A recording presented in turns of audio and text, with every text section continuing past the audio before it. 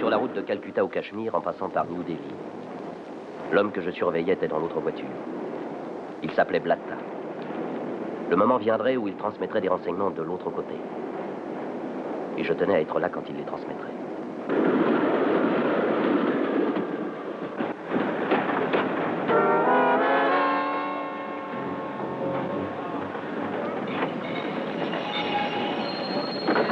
Billet, s'il vous plaît, monsieur. Mon billet? S'il vous plaît, monsieur. Oui, votre billet pour Carras. Ah, mon billet. Son entrée avait été bien calculée. Il bloquait la porte comme une montagne humaine et derrière lui, Blatta en profita pour sauter du train. Le voici. Merci, monsieur. Merci beaucoup.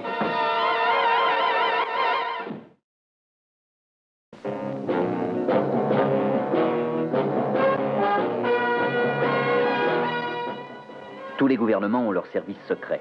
En Amérique, c'est le CIA. En France, le 2e bureau. En Angleterre, le M15. L'organisation atlantique a le sien aussi. Dans les cas difficiles, on fait appel à moi ou à quelqu'un dans mon genre. Oh, je me présente. Je m'appelle Drake. John Drake.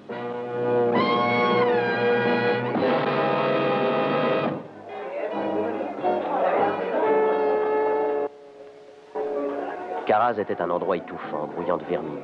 Blatta s'était volatilisé.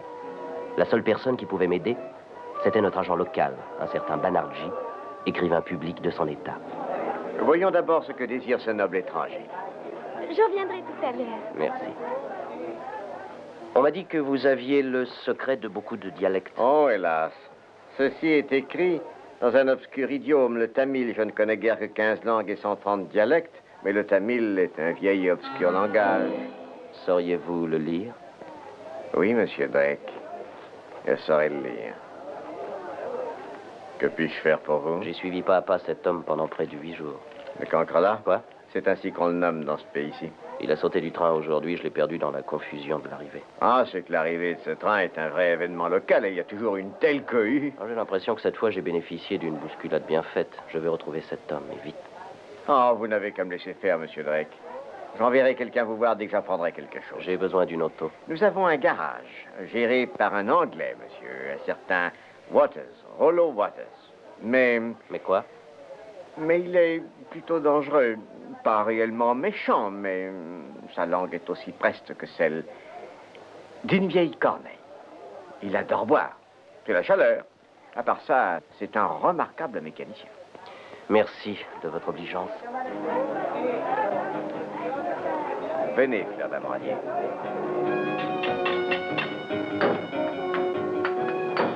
Monsieur Waters? Oui, c'est moi. Je m'appelle Allen. John Allen. Bonjour. Vous n'êtes pas d'ici, hein? C'est exact, je viens de m'installer à l'hôtel Miramar. Je compte passer 2 jours, je voudrais une voiture. Ça pourrait se faire? Oui, bien sûr, mais ça vous coûtera. Attendez une minute.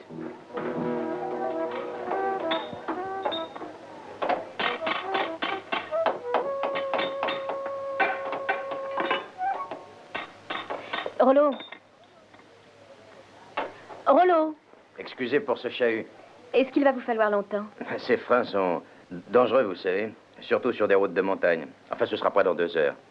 Il vaudrait mieux dire 3, comme ça on sera plus sûr. Entendu. Ne vous pressez pas trop, je reviendrai vers 4 heures. Un petit instant, Madame Godard. En réfléchissant, il vaudrait mieux que... Curieuse bonne femme. Elle est anglaise? Oui, c'est une Anglaise, c'est ça. Elle s'appelle Godard. Louise Godard. Oui, si j'avais le temps de cultiver une amitié, je... Elle n'est pas mariée? Aussi, elle est mariée, hélas. En tout cas, elle a un époux, mais... Peut-être bien que c'est l'effet du printemps ou de la chaleur, mais... Qu'est-ce que vous disiez que vous vouliez? Une auto. Oh, rien de très spécial, mais du solide. Vous voulez pas boire quelque chose? Non, merci, c'est trop tôt pour moi. Jamais avant que le soleil soit plus bas que les grands arbres. Le soleil est plus bas que mon grand arbre déjà depuis longtemps. Oh, ma rivière, tidalidala.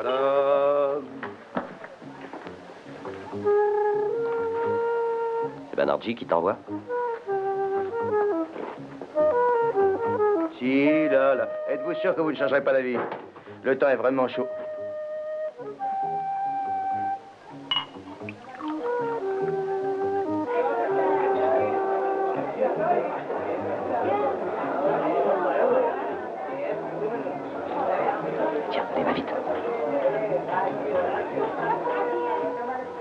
L'homme était là. Mais son attitude avait changé. Ses yeux avaient l'air d'être aux aguets, comme ceux d'un animal qui flaire le danger. Je connaissais cette impression. Il était prêt à rencontrer quelqu'un.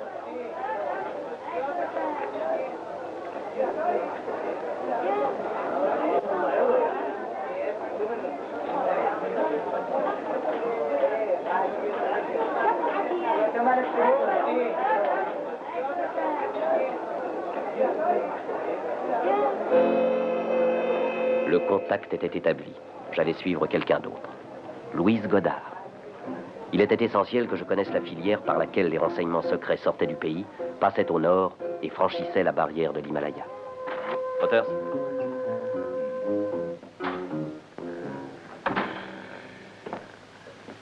Waters. Hey, Waters, allons, réveillez-vous. Réveillez-vous. Sortez. Votre garage est en feu. Il est assuré.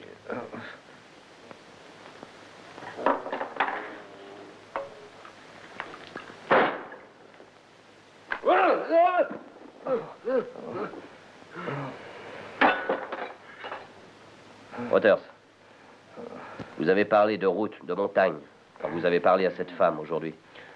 Quoi? Et cette Madame Godard, la montagne, la route, vous vous rappelez? Oh oui. Vous m'avez fait sortir de ma sieste pour me demander ça. Savez-vous où elle habite? Oui, en haut des montagnes, tout en haut. Ce qu'on nomme le toit du monde. Est-ce que vous êtes trop souple pour me montrer sur la carte ce lieu infranchissable? Tenez.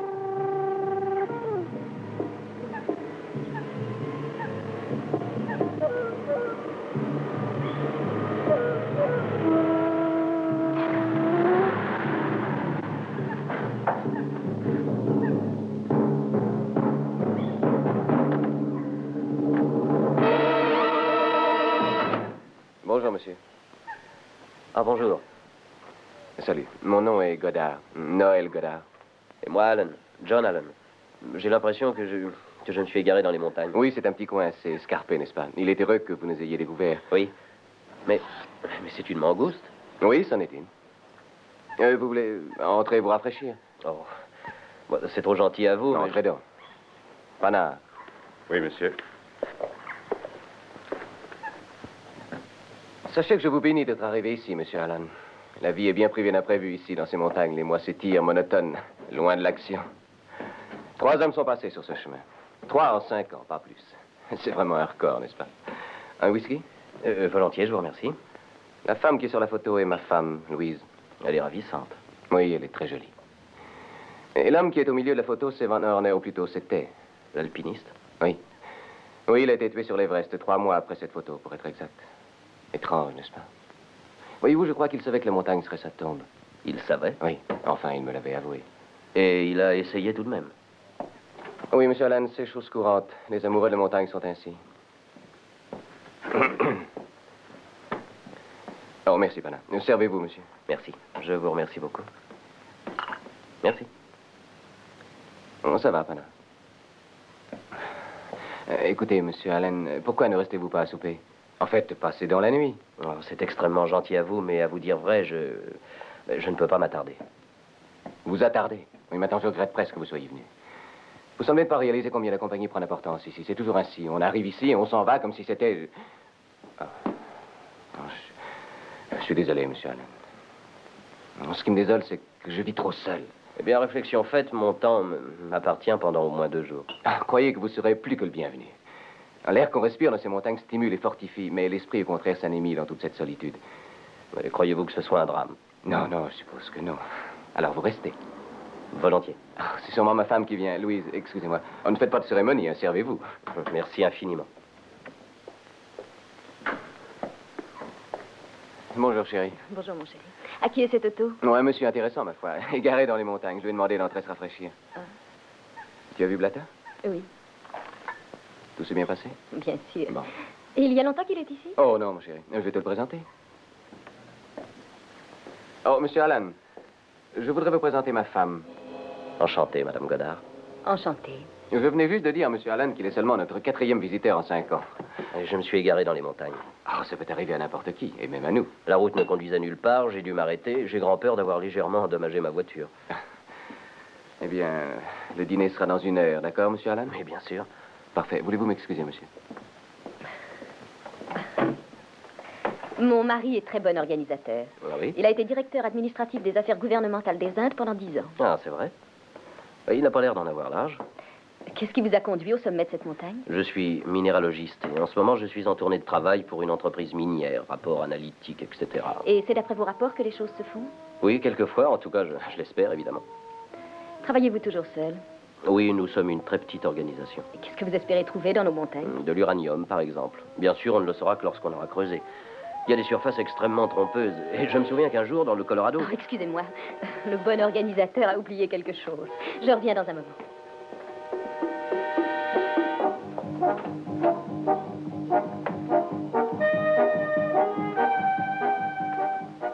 Ah, oui, merci bien. Qu'est-ce que tu penses de Steve Allen? Je l'ai déjà vu quelque part.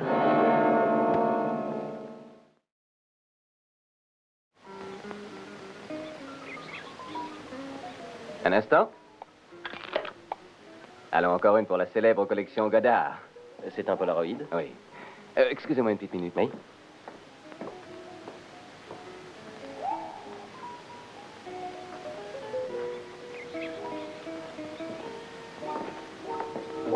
Vous avez fait tant de joie à mon mari, monsieur Allen. Oh, ça ne m'a pas donné beaucoup de mal et ça m'a fait très plaisir. Pourquoi êtes-vous là en réalité? J'ai perdu mon chemin. Oh, vous n'avez pas l'air d'un homme qui peut perdre son chemin. Oh, les apparences sont trompeuses quelquefois. Oh.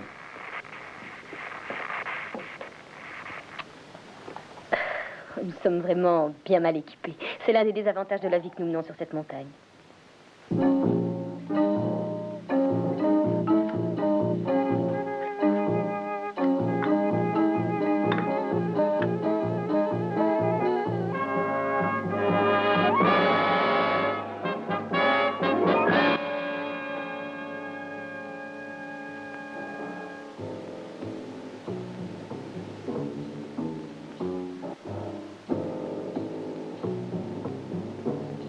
Arrivé chez moi aujourd'hui à identifier d'urgence.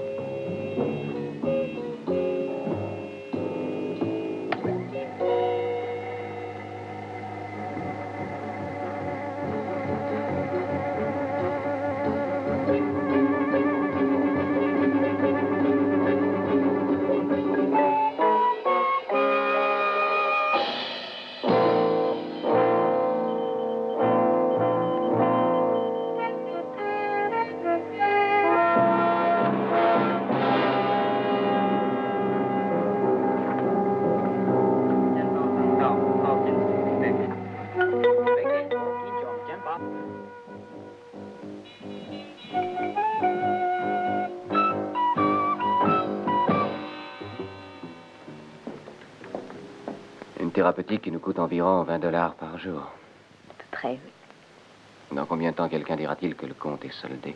Je t'en prie, ne dis pas ça. Parce que c'est vrai, parce que...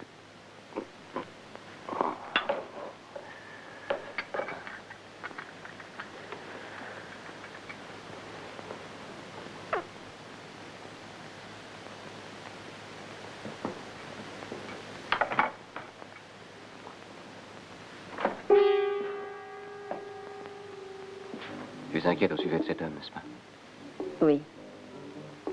Si tous nos soupçons étaient justes et s'il essayait de te faire revenir. Non, sûrement pas. S'il n'y avait pas d'autre moyen de l'empêcher de nuire, je le tuerais.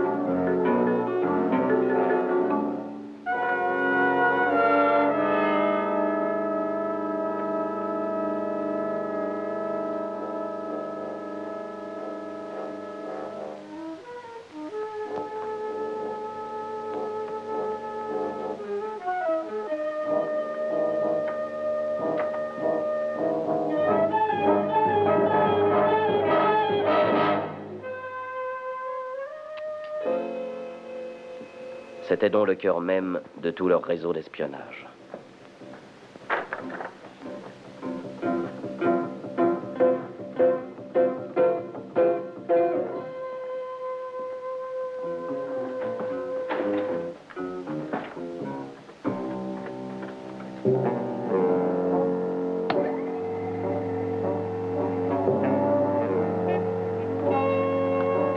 Cela me concernait, sans aucun doute possible.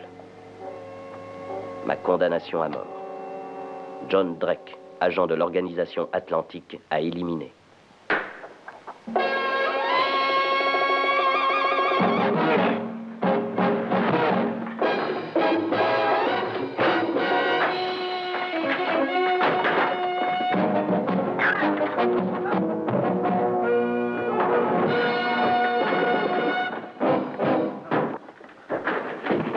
Pana, sortez d'ici.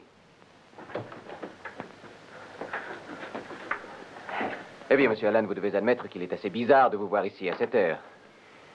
Allons, dites-le. Qui êtes-vous? Votre machine saura vous dire ça mieux que moi. Tenez, voilà, monsieur Goddard. Tout tient en 6 mots. Je suis désolé que vous ayez lu ça en premier. Alors vous vous imaginez que vous pourrez m'éliminer, moi, aussi aisément que les 3 autres. Monsieur Drake, je n'ai jamais tué qui que ce soit. Vous avez tout fait de loin. Vous n'avez théoriquement eu aucun contact avec ces tueries, alors vos mains sont nettes, c'est bien ça? Tout ce qui peut se passer là-bas ne me concerne pas. Et du haut de vos montagnes, vous passez des ordres qui condamnent des hommes qui se trouvent à l'autre bout du monde et vous n'éprouvez rien? Non, rien. Pourquoi devrais-je? Est-ce que vous imaginez que votre indifférence absout vos péchés? Mais sachez-le, tous ces hommes bloquaient la voie du progrès. Ces hommes ont aussi des femmes et des enfants, monsieur Goddard. Bon, entendu. Mais pourquoi faut-il qu'ils barrent notre route? Peut-être parce que ce sont des idéalistes. Comme vous. Ou vous. Laissez-moi vous parler un peu de moi-même, monsieur Drake. Il y a 7 ans, il y a eu un nettoyage. Quoi? Une purge dans les services gouvernementaux indiens. J'ai été arrêté et accusé d'avoir des activités subversives. Telles que passer des renseignements à une puissance étrangère. Oui. Vous savez que bien des gens appellent ça être un traître, monsieur Goddard. Ah, savez-vous, ça dépend uniquement du point de vue. En tout cas, j'ai été jeté en prison pour 5 longues années. Oui, 5 ans sans aucun contact avec le monde extérieur, même avec ma femme. Et puis soudain, un jour, j'ai été relâché. Gracié et amnistié par un geste généreux de l'État. J'étais libre à la fin. Mais la marque infamante du traître ne se lave pas facilement. Elle ne se lavera pas ici. C'est moi que cela regarde. Oui, très juste. Je vous souhaite de vivre malgré ça. Je vous souhaite de vivre malgré les souffrances atroces que vous doivent tant de pauvres diables innocents. Il va faire jour dans à peu près 1 heure. Je suppose que vous direz à votre femme de faire votre valise. Vous croyez que vous allez m'emmener à New Delhi? Oui, monsieur Goddard. Je vous conduirai à New Delhi. Ne comptez pas là-dessus.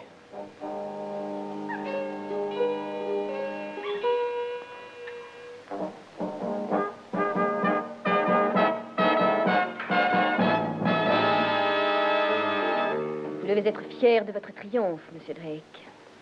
Pas particulièrement. En le descendant ainsi dans la chaleur de la vallée, vous allez le faire mourir. Vraiment? Vous aurez les mains nettes, vous. Vous n'avez plus qu'à finir un ouvrage déjà commencé. Mais quoi? On ne l'a fait sortir de prison après l'y avoir laissé pourrir pendant 5 ans que parce qu'on a découvert qu'il était très malade. Croyez-vous que c'est par goût que nous vivons là-haut sur ces montagnes? Vous doutez-vous de ce que j'achetais quand vous m'avez vu à Caras? De la streptomycine. Mon mari n'a plus qu'un poumon. Mon corps est illustré. Si on le laisse rester ici, il a 1 an à vivre, tout au plus.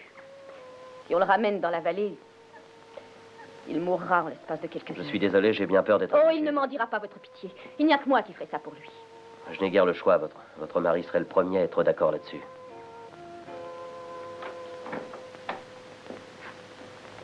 Qu'est-ce que c'est, Pana? Votre revolver, s'il vous plaît. Hein? Mon revolver? Et pourquoi le voulez-vous? Je n'ai pas de raison de vous répondre et encore moins de vous rendre des comptes. Donnez-le, je vous prie. Oh.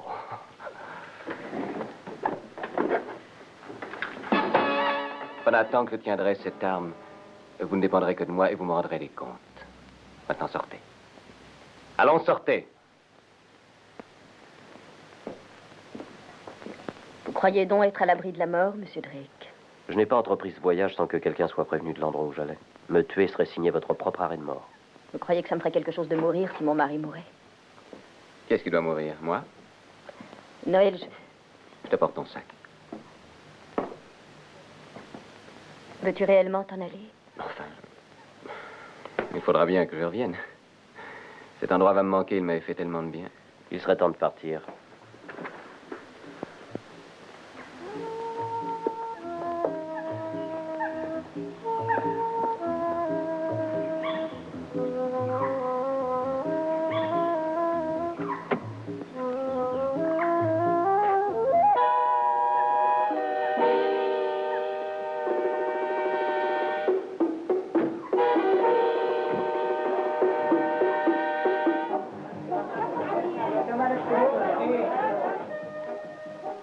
À la fin de l'après-midi, nous étions dans un autre monde.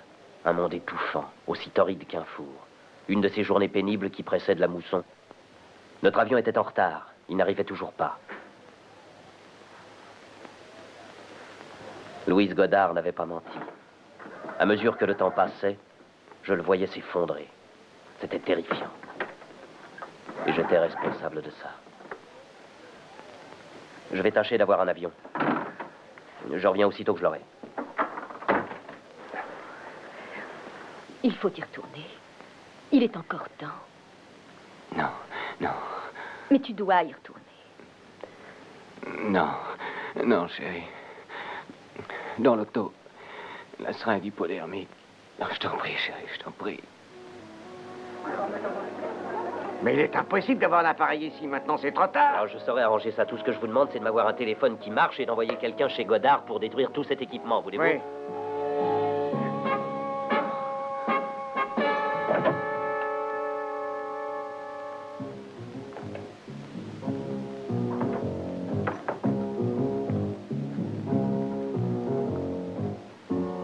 Vous ne partirez pas. Je vous en empêcherai. On me l'a ordonné. Vous êtes là trop tard, Pana. Personne ne m'arrêtera plus maintenant.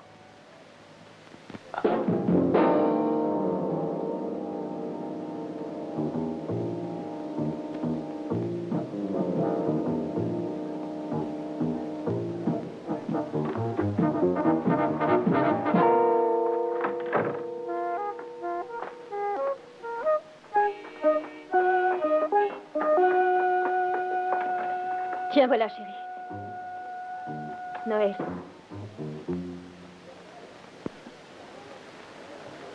Noël. Un appareil est là, tout près. Nous irons peut-être à Karachi. Dans une demi-heure.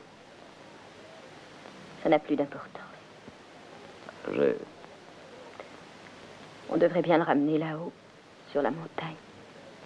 C'est ce que vous souhaitez? C'est ça qu'il aurait souhaité. C'est ce que Noël avait toujours souhaité. Et moi, je l'aimais. Elle allait me haïr jusqu'à la fin de sa vie.